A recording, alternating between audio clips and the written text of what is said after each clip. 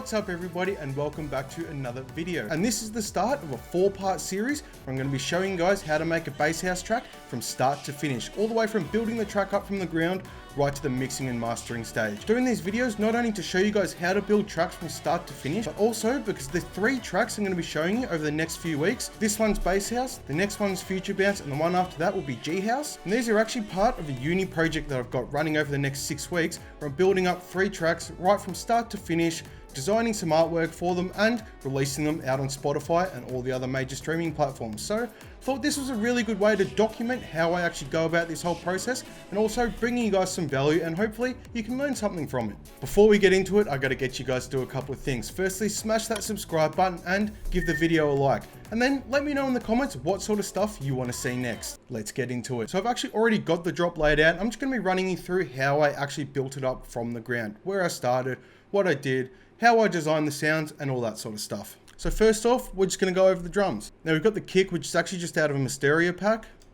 It's just nice, short, punchy, and it was in key with the key that I want to work in. So it just worked really well. A lot of the time I'll layer my kicks, but I thought this was good for what I needed. So nice, short, punchy. Now this drop is sort of call and response sort of drop. So the first 2 bars of drums are different than the next 2 bars. Then we've got a little hi-hat, crash, got some more hi-hats. Then we've got some other percussion. And then in the next part, we've got that same hi-hat, the same crash, different hi-hat, and then these percussion hits. So this is what those drums sound like.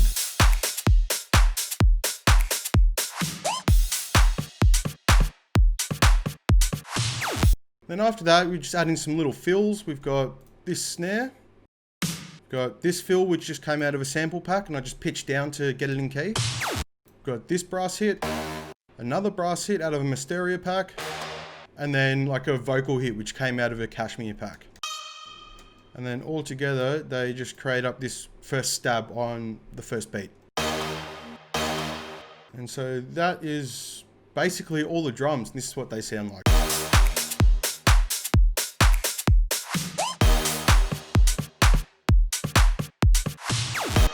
So that's basically the drums. That's really all I did for them. They're pretty simple, but they make a nice groove for the track. Next up, we've got these dubstep noises, which just add a lot of variation to the track. So we got 1, 2, 3, 4, 5. You can see when we play them along with the drums, they just add heaps of variation and make the track a whole lot more interesting.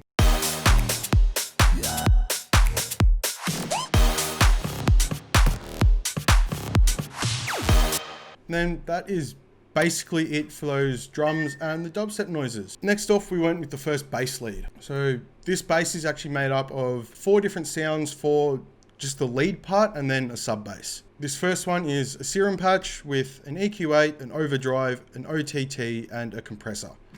And the compressor is just doing a side chain. So this is the high channel, just 1 oscillator in serum, using the basic shapes, and it's really not much to it, just few effects. And then we've got a high mid channel, which is another serum patch with just an EQ cutting all the lows, and then a compressor just side chaining. 2 oscillators in serum, bunch of routing from the envelopes to the cutoffs, and then some effects. Then we've got a mid low, which again is just a serum patch with an EQ cutting most of the lows, and then a compressor side chaining, with 2 oscillators, bunch of routing from the envelopes, and then a bunch of effects. And then we've just got a white noise just to add a bit of grit to it,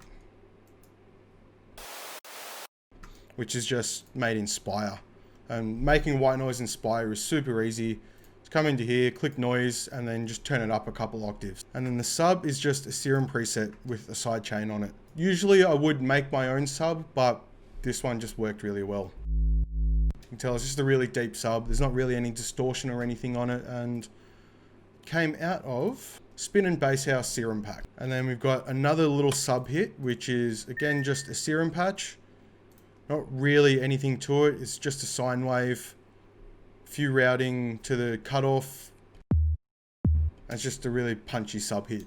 Altogether, we get this. If you guys want to see exactly how I made this bass, drop a comment down below and I'll go through and show you the whole process of how I made it. And then for the second part of the drop, we've got just this bass. And that's basically it. We've just got the sub which follows that same pattern. And that's basically it for the basses. So them all together.